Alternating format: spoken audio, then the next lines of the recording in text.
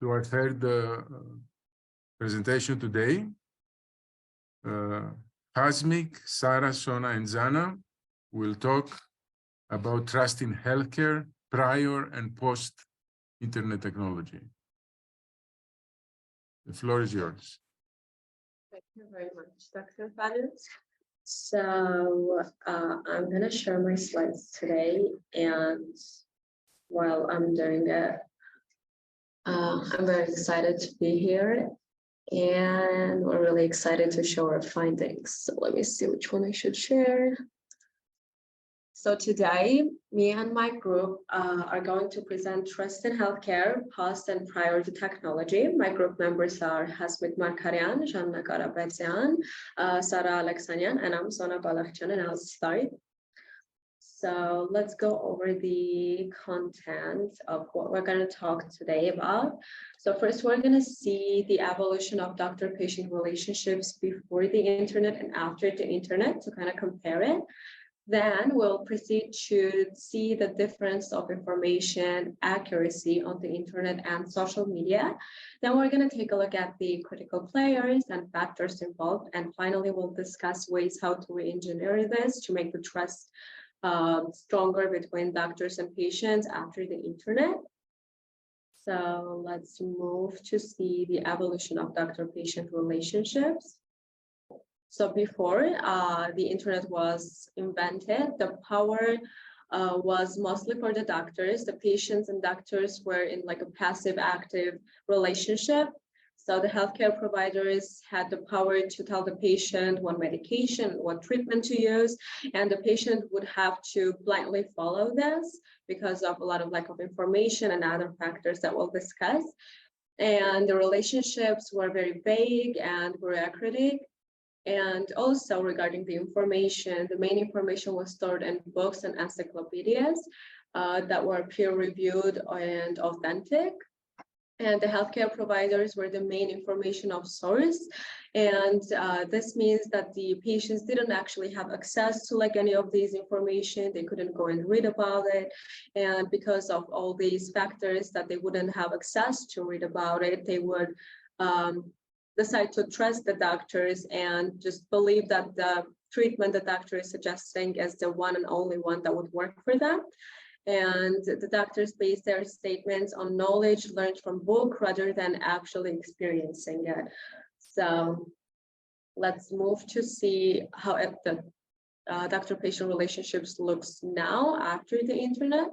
The information and the internet has become the most accessible and available source of information. And even though this sounds really exciting and it's really good, it can be also a cause of misinformation. And the patients may rely on unreliable sources such as social media for medical advice. And this can lead to incorrect self-diagnosis. And that will lead to a lot of other misinformation and distrust between the doctors and the patients. And however, there are a lot of reliable sources which are regularly used by the patients. A lot of unreliable ones kind of blur the lines between the ones that we should use and we shouldn't. And also about the communication, both the doctor and patient become involved in the decision-making process regarding the healthcare as compared before that the doctors had all the information and the patients were more passive. The patients can easily communicate with their doctors via email or messaging, which is a great thing unless the doctors are diagnosing the patients in the internet, which is wrong. And the use of digital tools may make it more difficult for doctors to connect with patients on a personal level. This is a negative fact, and reducing empathy and leading to a more impersonal experience. So if you're not face-to-face communicating with the patient, obviously you're not going to see all the expressions and everything, and it just makes harder to create the concept of trust in there. So we took a look at a survey that has been approved by Institutional Review Board of the Biomedical Ethical Committee of King Abdulaziz University Hospital. Around 1,300 participants were there, and the question was asked, like, to see the proportion of people who have used social media and or the internet to obtain medical information. About the social media, 76% of these people said that they do use it to obtain medical information. And about the internet, they said, this also includes social media, people said 92% of people said that they use it to obtain medical information, to learn more about it. And when the survey asked them, like the main sources that they would use to find information about their medical condition would be like medical websites, which can be reliable ones, but also if we look at it, there can be ones that are kind of like more personal medical websites, and it can not be true. And they would go to a physician, like in email settings or something of that sort. They would go to search engine, medical articles and books, family members or friends, and so on. The usage of internet, when the question was asked about the usage of internet and how reliable the information is, let's see, around 60% of the participants said that it's reliable, and only around like 30-35% said that it's unreliable. And the reasons that it would not be reliable would be like trust issues, or they wouldn't specify, or they would say like prefer in-person visits, but they wouldn't actually mention that it can be like misinformation or like something of that sort. And we have a couple of cases, like real cases, that we interviewed people and like learned about this. So there was a patient experience and there was a risk of misinformation. So let me tell you a story. So basically, one of the people that I know went to a doctor, and the internet was already there, and they went to a doctor, and the doctor gave them the medical treatment. And after the patient accepted the medical treatment, they went home and they started to learn more about it, like go to the internet, search in there and kind of see what they can find about this, to learn more, to know like more knowledge about this. And when they went there and they searched about the medicines that was prescribed to this patient, they found out that actually that doesn't sync with the other medication for other illness that they're taking, and this is actually bad, and they shouldn't be taking this medication that has been prescribed by this doctor. And in this case, it means that the internet is a good thing, and you can research to understand if the prescription is good or not. And to continue, I would say that this is actually a double-sided story, and even though the internet is good, it sometimes can be bad. Okay, so the internet had these rumors about the vaccines and about like us having magnetic hands because of the vaccines for COVID-19. And it became viral, like in the social media and in internet, wherever you go, you would see like these things. And I have a real case in here as well, that I was talking to my friends, and me myself, I used to believe that my arm was magnetic, and I even kind of like tried to put a coin in there to see if it works, but this was just rumors, and it kind of like gives the overview of the internet, also spreading misinformation in here. So it's a double-sided story, and it can be both good and bad, and it depends on how we use it. And now I'm gonna pass the floor to Sarah to continue about medical online consultations. Thank you very much. Thank you very much, Sona. Hello, everyone. I'm Sarah, and now I would talk about online medical consultations. As we can see from this survey, medical consultations were popular among the participants.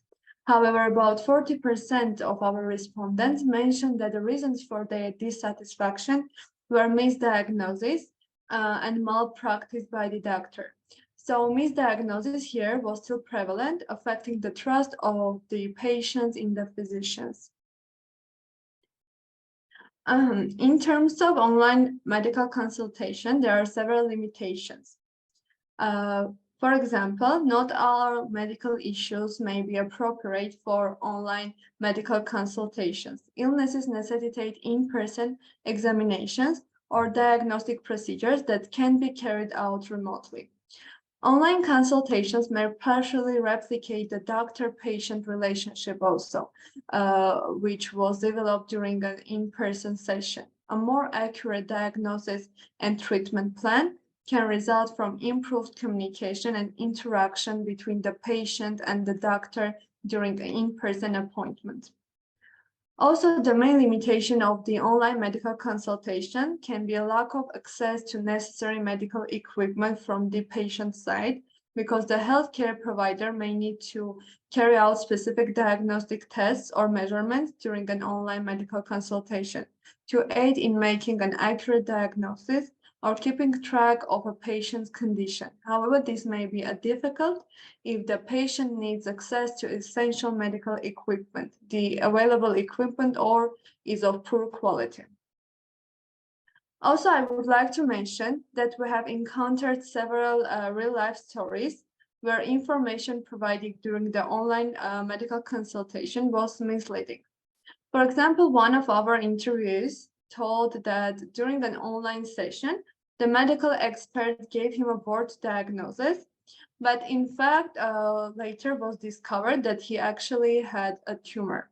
So this emphasizes the chance of delayed or incorrect diagnosis during an online consultation, as it may be more challenging for the medical expert to conduct a comprehensive physical examination or to arrange some treatment plan, etc. Moving to the social media part, I would like to introduce the study done in the Department of Biomedicine, Biotechnology and Public Health at the University of Cadiz in Spain. And from around 69 studies, posts with misinformation reached 87% in some studies. The review focused on the various social media platforms such as Instagram, Facebook, Twitter, YouTube, etc. Studies have shown that a significant amount of health information shared on social media is inaccurate or misleading. This misinformation can have real-world consequences, such as avoiding vaccines or other proven treatments, as mentioned previously.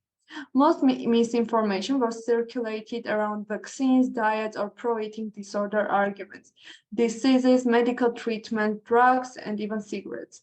For example, all of the mentioned topics were exposed to misinformation in different ways. For example, drug-related information inaccuracy promoted the consumption and abuse of these substances. Also, a lot of accounts were in favor of e-cigarettes and even promoted their use. Now, let us look through the story where a person who told me this was a gynecologic doctor. She told that during the COVID-19, many of her patients came with the concern that vaccines can cause infertility. And again, this was a course of misinformation spread on social media, which caused very negative consequences, including, for example, people avoiding vaccines. Now I would like to introduce Jana, and she will go through the critical players and factors. Thank you so much, Sarah. And now that we have looked through some cases, let's see who are the critical players that played a role in them. There are several critical players that play an important role in shaping the relationship between doctor and patient in the healthcare. And the first one that we're going to look at is the healthcare providers, mainly doctors. They are responsible for diagnosing and treating the patient's illnesses and injuries. And usually they are the first responders that meet the patient. And this means that they are the first contact and they are the main trust figure that play in patients' minds. And doctors are responsible for half of the trust factor in their relationship. And the next part of the trust is built by patients, and they are the opposite of on the opposite side of the healthcare. They are the ones who seek medical care and ultimately are responsible for making decisions about their health. they can choose the doctor and also choose whether or not they trust that doctor. And based on several factors, which we will discuss later in the presentation. Between these two players, there's a third party involved, which is the regulator part. Mainly, this is the government that sets up rules and guidelines that the healthcare system should follow. That is to be efficient and helpful for the doctor and patient relationships, for patients to receive efficient healthcare, and overall build the trustful environment for them. And the last part that is more focused in more recent years is the social media and the internet. Social media became an increasingly important player in the healthcare for recent years, and platforms such as Twitter, Facebook, Instagram, and even TikTok provide patients with new ways to connect with their doctors, find new information, which can be both negative and positive influence. And social media has also become a platform of for healthcare providers to share information, to get into contact with patients that might not have access to healthcare, and so on. And this can be both positive and negative influence, and which also is based on other factors. These factors are legal policy, rules, culture, and technology. To look more thoroughly, legal and policy. Legal part is the guideline that participants follow, and it does not reinforce something. However, rules reinforce people to follow it. Thus, there are some in a way interconnected with each other. Legal rules are important factor in healthcare because they regulate and conduct the healthcare providers to ensure that patients receive safe and efficient treatments. For example, laws and regulations can govern licenses and certificates of the doctors that doctors get, and safety and efficiency of medical devices, and the information and how secure it is. The next thing is culture, which is the attitudes of patients and also doctors. Patients can choose whether or not to trust a doctor based on their values and beliefs, and cultural beliefs and practices can influence people's decisions about seeking medical care, a view of doctors, and their willingness to comply with whatever guidelines they are given. And the last part is the technological part, which is the key factor in healthcare for recent years, and it's transformed the way healthcare is delivered and experienced. Technology can improve the accuracy, the speed of the information, and the remote monitoring as well for those, again, who did not get the access to healthcare. And however, technology can also present many challenges, such as concerns about privacy and data security, and potential increases in healthcare disparities if access to technology is not equal for both sides. Now, as we looked at both the factors and the critical players, we discussed some solutions, how we can re-engineer the trust between them. And now Hasmik will talk about them. Thank you, Jana. And as we can see, based on the provided trust issues, based on the critical players and our key factors, we understand that the trust in the healthcare system has been damaged. And I will talk about the ways to how to re-engineer the trust in the healthcare system. The first way is about organizing awareness campaigns, which are going to be about the correct way of accessing information and users on social media sites. So people will understand which sources are peer-reviewed, which sources are trustful, and so on. And this will be even more useful if there are some publishments of new resources or some publishments of new books about the media literacy. As a result of this, people will become more aware of the ways of finding accurate and inaccurate information, and they will differentiate between the predatory news, and they will differentiate between the doctor opinions, so they will trust their doctors more, and the trust in the healthcare system will be rebuilt.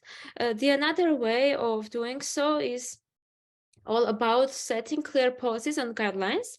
As a result of this, not all of the people will be allowed to post information. There will be some strict rules and regulations on which user is able to post information. These users should have some qualifications, degree, and so on. And also there will be a better control on the information that is already posted on the internet. In case of some information being not much reliable or unclarified, this information will be eliminated. As a result of this, the discrepancy between the doctor and the patient will be avoided, and people will start to believe and trust their doctors more than they did before, because the internet will lack not that much reliable sources. The third point is all about for doctors to focus on better strategies, as we have analyzed the survey by Deloitte Center for Health Solutions with 414 participants. We have come up with the opinions of patients that they trust the doctor who clearly explain medical care and treatment decisions to their patients and genuinely care for their well-being and show empathy, fairness, and respect and kindness to their patients. Hence, if doctors try to concentrate on these strategies, they will be able to rebuild the trust between the doctors and the patients. Then another most important factor is not to self-diagnose and use the internet for double checking already existing information. As we noticed, a lot of people has like encountered misdiagnosis because they accessed information at first and then in the internet, and then they consulted the doctor. If they do not do so and they focus on the opinion of the doctor, and then if in case of necessity they recheck the information in the internet, they will not encounter some discrepancies and will try to follow the opinion of the doctor. And the last one is about having to come up with a way to somehow change the mindset of a person, both the doctor and the patient, to shift to the face-to-face communication instead of the online communication. As we can see, as a result of the COVID, a lot of people have started to communicate with both the doctors and the patients online. And we also analyzed that this can sometimes have not good consequences. So if there are some seminars, quizzes held and organized by the doctors, the trust in the healthcare system will be rebuilt, because people will trust their patients will trust their doctors even more if they see that their doctors show empathy, show kindness, and show respect toward their patients. So to conclude our analysis, we found out that there is some problems regarding the healthcare system as a result of the technology advancement, and we have come up with both the critical players, critical factors, and also suggested some ways on how to re-engineer this issue in the healthcare system. Thank you very much. We are open to questions.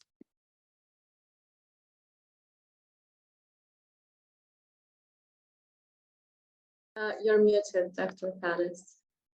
Thank you so much. Any questions, anybody? Anyone that wants to share? Actually, I have a question. There is a, oh, excuse me. No, you go ahead. Go ahead. It seems there are two ways to this. I mean, it's the doctor side and it's the patient side.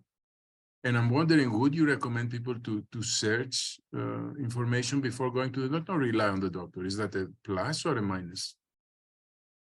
I think it depends on what they're searching for. So what we suggest the patients to do is to go to a doctor first. For example, they have symptoms. If they're not gonna take it to the heart whenever they search in the internet, they can do just to get an overview.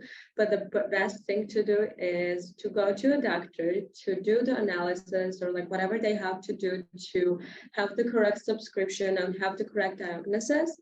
And then when the doctor already gives the proof of what happened and why do they have to do the certain thing to fix their sickness or whatever is happening, they can go home and they can just research about it to learn more about it and to kind of get a broader overview about it. So they can also ask the doctors to give them resources, what to use to have a better understanding and to prevent misinformation or anything. But the best thing is to first go to the doctor and then just research for their own interest and to find out more and to just broaden their understanding about the issue that is happening. Thank you. Sure. Thank you very much for the presentation. Very interesting presentation. Lots of interesting material. I'm Dr. Simon Clark. I used to be at AUA, but I'm now elsewhere. So yeah, lots of interesting ideas. I think my question is mainly about sort of the first part of the presentation, So I guess my question is for the first of the three speakers, just regarding how you spoke about the impact of technology on, say, the doctor-patient relationship, and you spoke about how the doctor-patient relationship used to be more passive, more one of just the doctor giving information, giving services and treatment to the patient, and the patient's not being actively involved. I mean, and that now it's moved on to a more active model where patients are more actively involved in their treatment. I think that's true as a sort of generalization in many societies, the way medical practice has changed. I'm not sure that's right to attribute it to technology and the internet. So perhaps an area of further research is that in the 1980s and 1990s, in many countries, there was a kind of change in ethics and approaches to medicine, mainly due to some medical scandals in several countries where patients were used by their doctors in medical experiments without their knowledge or consent. And so many societies reacted to these scandals and started advocating policies of consent, individual consent. Patients must give consent to every form of treatment or experimentation that they're subjected to by doctors and by medical authorities. And so that really led to a revolution in terms of medical treatment and the kinds of relationships between doctors and patients. And that predates technology and the development of the internet. So I think there has been a move from a passive medical relationship to a more active one, where people take a more active role in their relations with their doctors and the medical authorities. But I think it's due to a change in culture in many countries that happened in the 1980s and 1990s, prior to any technical developments. Now, perhaps the internet and technology has built upon those changes, but I think the changes happened independently of development of the internet. Thank you very much. I think that's actually a great point, and I didn't know that, like, before the scandals like it happened, and the doctors used to use their patients as like to do experiments on them, and that's actually something really interesting, and I would like to research about it. The most famous scandal was called the Tuskegee scandal in United States. So if you search Tuskegee, you can read all about it. Oh, I will definitely do it, actually, because it's really interesting for me. And what I wanted to say, I think you're right, and also it's because of the culture that it changed. And I think that's like one of the factors. And like, if we look at it in a broader way, I think there are like a lot of factors that influence this, that the patients became in a more active role. So like, in addition to the information, it's also the culture, and I think it's also the beliefs. And it can also, I think, be reflected on the media and how much things the media tells to us as of now, the advertising and like all the other factors. So like all these combined, I agree, does like affect this, in addition to what I mentioned, the information access in the internet. Thank you. And any other questions or comments?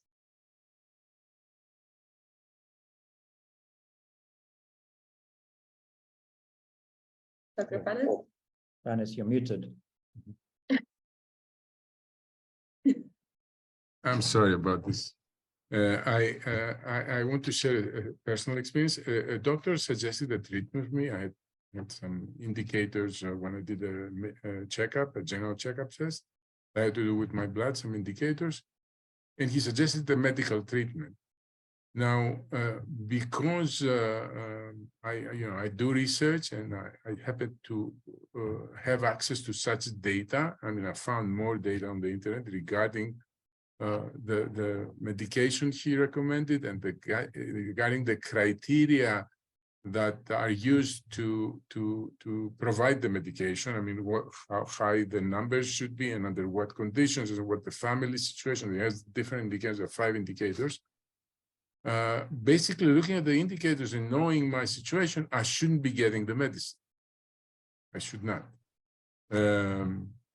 A typical, more surface response to that is you have high that indicator, take medicine. But when I went to the University of California Research Center on that topic, and in fact, then it had a whole analysis and actually recommendations for doctors how to use it. So I mean, it really created a trust issue for me regarding the doctor. But in the past, I think I had more of a trust due to ignorance.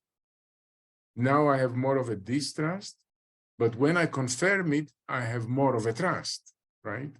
So it's a more aware trust.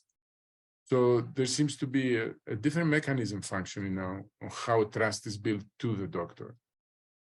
I mean, it has to do more, for me at least, personally, it has to do more with confirmation of what he's giving. Something you said, of course, something you said that you advised people to use the information to confirm the doctor's perspective. Okay, just want to share this because it was kind of interesting. Eventually, I didn't take the medication because it was counter to the University of California Medical Center Research Center on that disease. Oh, I actually remember you told this to us, and we kind of include that in here in the presentation. And that's the negative part of the internet. I mean, that's the positive part of the internet. I'm sorry, that it actually kind of like gives us to double check things that we know and not blindly believe the things. So it's really hard to say like it's good or it's bad, like solely because it has like good sides that it can give you like the information to save your life and not take the medication that the doctor gave, but also it can give a lot of misinformation. So me and my group members were like discussing like, is it like more of a good thing or more of a bad thing? And we cannot come to like any conclusions because it's just like depends a lot, and it's I don't know, it's very controversial. So, and I just remembered one thing, and I wanted to ask a question to Dr. Clark, if you don't mind. So about the, that you said that the doctors were using people as like to do experiments on them.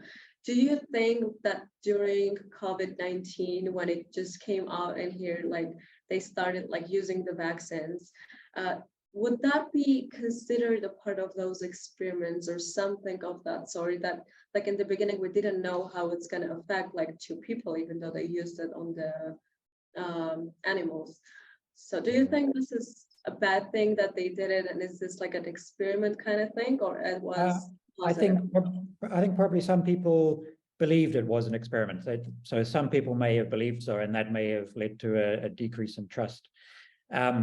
But I think objectively that they weren't experiments. I mean, that I guess they weren't as fully tested as vaccines usually are, but it was for treatment. So it wasn't really for experiments. It was for treatment. It was the hope that this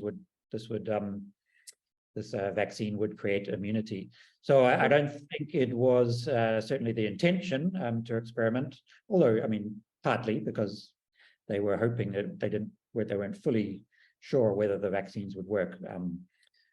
But I think probably many people did perceive it as an experiment. And so perhaps that led to a decline in trust. And just to sort of connect more with our theme of trust, certainly in those scandals that I spoke about prior to the 1980s, that did lead to a decrease in trust in doctors, right? People were not trusting their doctors as much.